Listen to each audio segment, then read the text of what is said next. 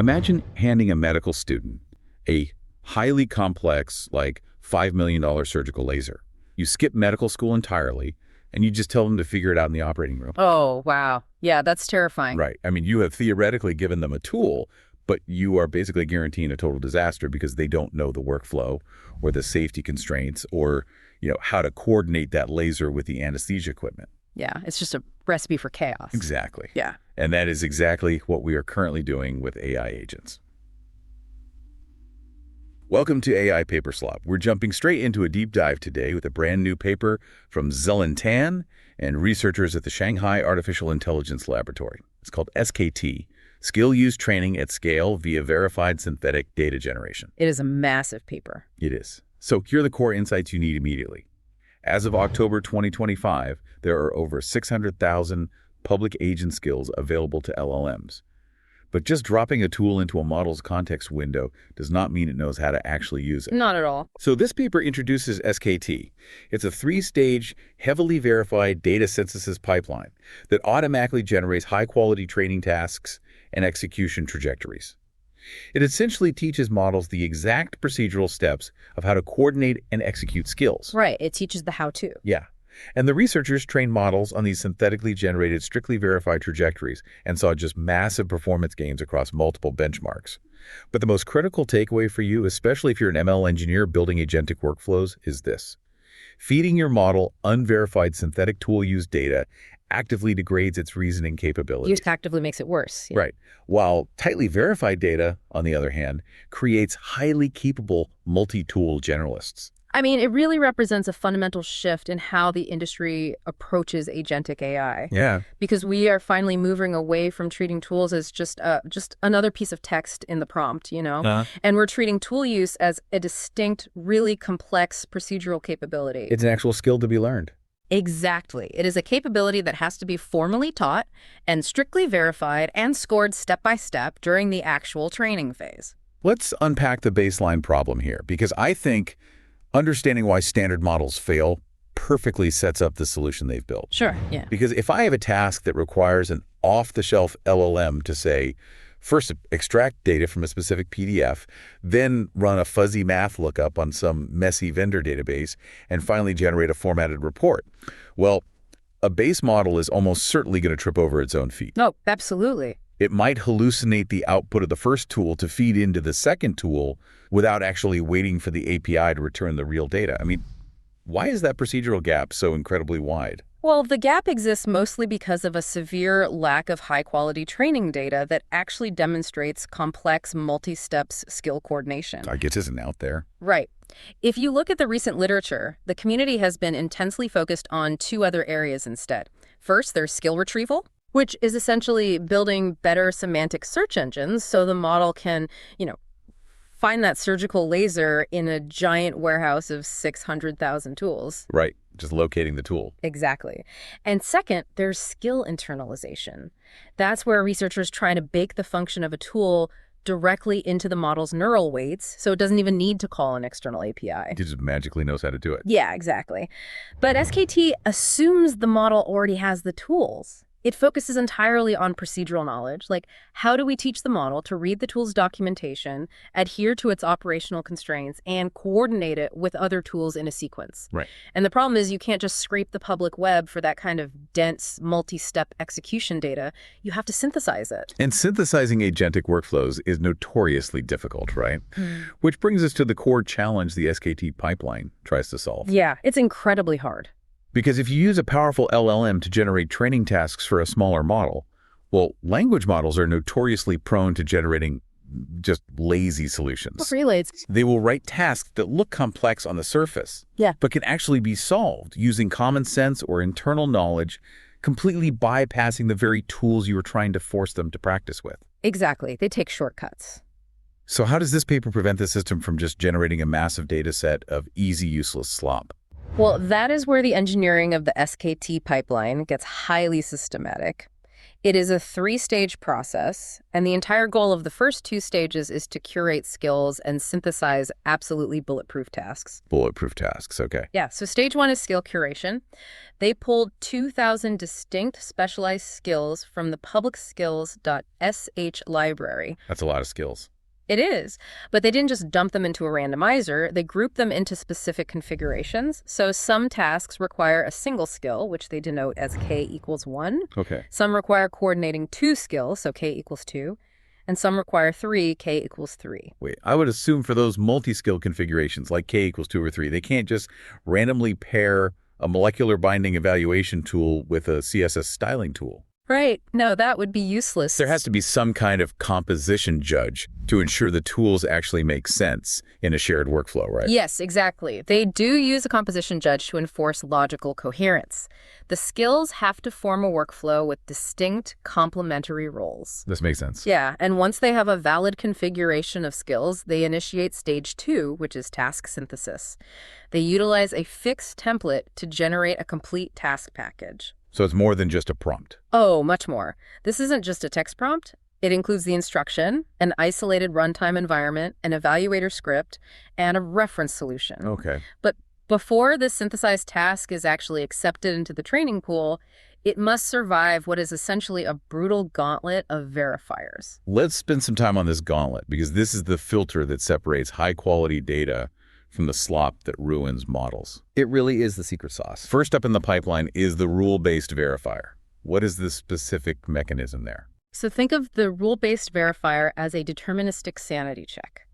It ensures that all the required components actually exist, the file paths resolve correctly in the environment, and the evaluator code is syntactically parsable. It's just making sure it runs. Right. But more importantly, it executes the reference solution in a totally clean, isolated workspace. This guarantees the solution actually works and receives full credit from the evaluator script. So no broken code allowed. Exactly. And it also actively stands to ensure the task prompt didn't accidentally leak the answer or the evaluation logic to the model. Okay, so the task compiles, the code runs, and the prompt doesn't cheat.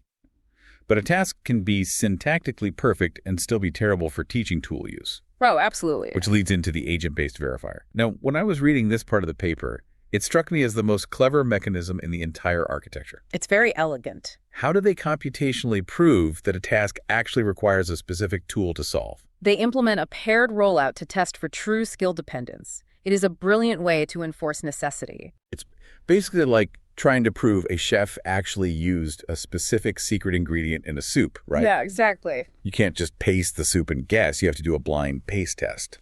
One bowl cooked with the ingredient and one bowl cooked without it. And if both bowls taste exactly the same, then the secret ingredient wasn't actually necessary for the recipe. That analogy captures the mechanism perfectly. The verifier runs the task twice with a strong teacher model. The first run provides the model with the designated skills. Okay. The second run withholds those specific skills. Everything else in the environment remains identical. It's a perfect control group. Exactly. And then the system compares the evaluator scores. For the task to pass this stage, the score from the run with the skills must be strictly higher than the score without them. Right. Because if the model can solve the task just as well without the skill, it indicates the task is either trivial or it relies entirely on the model's internal parametric knowledge. And both of those scenarios defeat the purpose of teaching external skill utilization. That makes total sense. But hold on, let me push back on the next step. Yeah. They follow this up with a difficulty controller. Yeah, they do. They have a teacher model attempt the task 5 independent times. If the pass rate is 60% or higher, meaning it solved it 3 or more times out of 5, the task is flagged as too easy. Right. But if you were trying to teach a model the fundamentals of how to use an API, aren't you starving the model of foundational basics by throwing away all the easy tasks? I mean, shouldn't it practice the simple stuff too? Well, you would be starving it if they were throwing those tasks away. You go. No, they don't discard them at all. They send them into a feedback-guided repair loop. Oh, interesting. Yeah, the system analyzes the execution trajectory of that too easy run, identifies the specific shortcuts the model took, and then modifies the task constraints to aggressively increase the reasoning or execution demands. So it forces it to be harder. Exactly. It might introduce a complex edge case or require a specific real-time calculation that forces the model to heavily rely on the tool rather than, just a generalized guess. Right. And after that repair, the task has to go all the way back through the rule-based and agent-based verifiers from scratch. Okay, so by the time a task clears stage 2, you have mathematical certainty. The task is syntactically valid, it is completely unsolvable without the specific tools provided, and it is difficult enough to force complex reasoning. Precisely. That gives you a perfect curriculum of tests. But a test doesn't teach the model how to pass it. You need the actual execution trajectories, like those step-by-step logs showing exactly how to coordinate the tools to solve the task. Right. And that brings us to stage 3, trajectory synthesis. Yes. This is where we generate the actual training data. They take these verified difficult tasks and hand them to massive teacher models. Which ones do they use? They use DeepSeek V4 Pro, Qwen3.5-9B, GLM5, and Minimax M2.5. The teacher model solves the task, and the system records the entire interaction transcript. Okay, let me stop you there, because my immediate reaction to that is just skepticism. Fair enough. Because if they just let a massive teacher model solve the task and record the transcript, isn't that just standard knowledge distillation? It sounds like it, yeah. What is stopping the giant teacher model from solving the task in a weird, convoluted way? Or just completely ignoring the operational constraints of the specific skill we're trying to teach? Because if we train our smaller model on that raw transcript, we are just teaching it bad habits. You are hitting on the exact vulnerability that plagues most synthetic data pipelines, actually. Right. Just because a powerful teacher model arrived at the correct final answer does not mean it utilized the tools correctly along the way. That is why Stage 3 incorporates another strict layer of verification, the LLM validator. Okay, so another check. Yeah, it audits the trajectory not for task success, but for faithful skill utilization. But how do you programmatically verify faithful utilization? I mean, how do you prove the model didn't just guess? Well, the validator audits the trace to ensure that every single designated skill was actually consulted before the action it was supposed to guide. Oh, sequence matters. Huge. Furthermore, it checks that the information retrieved from the skill substantively altered the model's workflow. Okay, give me an example of that. Sure. So, for example, if the tool documentation specifies a unique API pattern or a specific data formatting threshold, the validator checks that the model's subsequent actions explicitly followed those rules. So merely opening the markdown file and closing it doesn't count. Exactly, it doesn't count at all. It has to prove it read the manual, understood the constraints, and applied them. If a rollout fails this validation, the entire trajectory is rejected, and they resample a completely fresh attempt. Wow. So the pipeline generates 4,000 accepted task packages across those single, double, and triple skill configurations. And from those, they synthesized 27,164 strictly verified execution trajectories using those 4 different teacher models. Yep, that's the data set. Which sets up what I think is the most consequential finding in the entire paper for practitioners. The ablation study. Yes. They ran a critical ablation study where they turned all these verifiers off. They generated tasks and trajectories without the rule-based checks, without the blind taste test paired rollout, and without the trajectory validator. Just raw output. Yeah, they just took the raw, unverified synthetic data and fine-tuned a model on it. And the result of that ablation should be permanently pinned to the wall of anyone doing data synthesis right now. Truly. When they fine-tuned on the unverified synthetic data, the performance didn't just plateau, it actively plummeted. Like it got worse than the base model. Yes. Across all 4 benchmarks they tested, the unverified tuning degraded the model's capabilities compared to the base off-the-shelf checkpoint. On the SkillEval benchmark, performance dropped by 5.6 points. Wow. And on the AgentSkillOS benchmark, it dropped by an astonishing 19.5 points. That is genuinely alarming. It proves that injecting noisy, unverified tool use data into a model actively destroys its existing reasoning pathways. It does. Because when a model trains on a trajectory where a teacher took a lazy shortcut or hallucinated an API call, gradient descent forces the smaller model to update its weights to mimic that laziness. Exactly. It learns the wrong lessons. Quality control isn't just an optimization step. It is the entire foundation of agentic training. I completely agree. And conversely, when they train on the tightly verified SKT dataset, the gains were spectacular. Which kind of leads us into the actual supervised fine-tuning or SFT methodology. Yeah, I want to dig into the training mechanics here. So we have these pristine trajectories. But when you actually plug this into the training phase, how do you handle the sheer noise of the environment? What do you mean? Well, a tool observation could be a 2,000-line JSON payload, a massive block of HTML, or just an ugly error stack trace. Right, yeah. If you run a standard loss function over that entire context window, the model is going to spend its time and capacity trying to predict the API's exact character outputs instead of focusing on its own actions. That's a trap a lot of practitioners fall into, actually. You end up essentially training the model to predict what the environment will do. Right. To solve this, the researchers use a technique called mask autoregressive SFT. Masks. Yes, they mathematically mask the system messages and the environment's tool observations from the loss function entirely. Oh, that's smart. Yeah, the model does not get penalized or rewarded for those tokens. The loss is calculated exclusively on the assistant-generated reasoning tokens, the specific tool call commands, and the final response. So the model is strictly learning the procedural process, like how to formulate the plan, how to structure the API call, and how to evaluate the result, without wasting parameter capacity memorizing the environment noise. Exactly. And they applied this specific training recipe using Llama Factory to fine-tune two different base models, Qwen3.5-9B and Gemma 4E4BIT. Nice choices. Yeah. They evaluated these models across 16 different comparisons, which encompass the two models, two different agent interaction harnesses, and 4 distinct benchmarks. And the SKT pipeline improved scores in every single comparison. What were the specific numbers on those? I know they were huge. They were. Let's look at Qwen3.5-9B running on the open code harness. Its score on the SkillEval benchmark surged from 55.24 to 72.48. Whoa. I know, that is an enormous leap in capability for a 9 billion parameter model. For sure.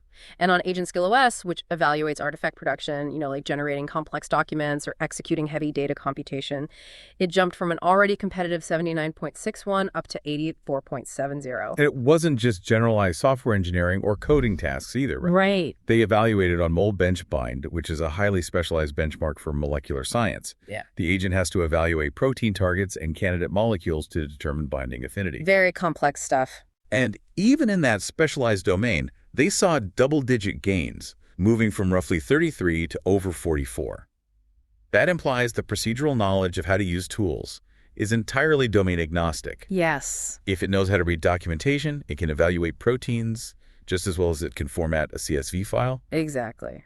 And it is critical to note that during all these evaluations, each task was executed in a fresh, isolated session. Okay. The model was provided with the specific skills needed for that task. This isolates and tests the model's ability to actually read, comprehend, and apply the skill documentation in real time. Now, you might be wondering the same thing I was when I first saw those massive score jumps. Did the model actually learn a generalized ability to use external skills? Or did it just overfit to the synthetic training tasks? Right, that's always the fear. Is it just regurgitating the patterns of the DeepSeek teacher model? Well, the authors anticipated that exact skepticism, thankfully. They designed a brilliantly simple gotcha test to prove the gains weren't just memorization. I love a good gotcha test. Yeah. They took the fully trained SKT models and ran the benchmarks a second time.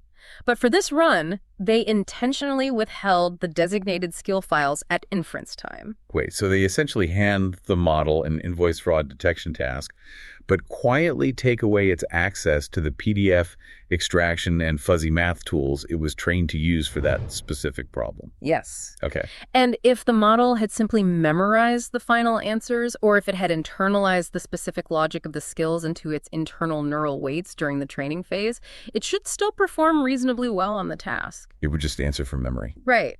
But when the skills were withheld, the SKT model's performance plummeted. It reverted almost entirely back to the baseline performance of the raw off-the-shelf model. Wow. Yeah, this conclusively proves that the massive benchmark increases come strictly from the model's newly acquired ability to read and utilize external skills dynamically, not from just memorizing the training data. That is an incredibly satisfying validation of their premise. It really is. But there is another layer to the overfitting concern.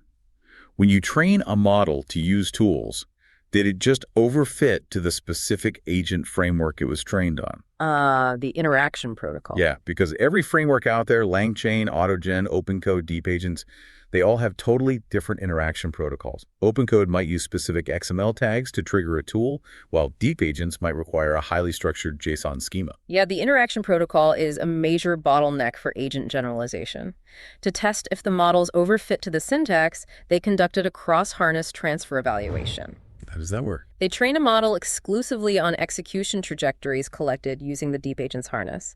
Then they evaluated that model using the completely different OpenCode harness and vice versa. So you train it to drive a manual transmission and test it in an automatic. What happened to the scores? Well, the transferred checkpoints retained about 50 to 58% of the performance gains compared to a model trained natively on the evaluation harness. Oh, that's not bad. No, to put that in perspective, if training and testing on the same harness gave you a 10-point boost, training on a different harness still gave you a 5-point boost. That is a fascinating finding. It means the model isn't just learning the rigid syntactic template of a specific framework's tool call. Right. It is actually learning the underlying semantic concept of tool use. It is learning the logic of planning a sequence, observing the environment, and adjusting its next step. More than half of that abstract procedural knowledge transfers seamlessly to a completely unfamiliar software interface. It's incredible. And for the other half of the performance, the optimization left on the table because of specific harness syntax, they offer a highly practical, immediate solution. What's that? Mixed harness training. They took 12,000 verified trajectories from the OpenCode harness and 12,000 from the Deep Agents harness. They shuffled them together and trained a single mixed checkpoint.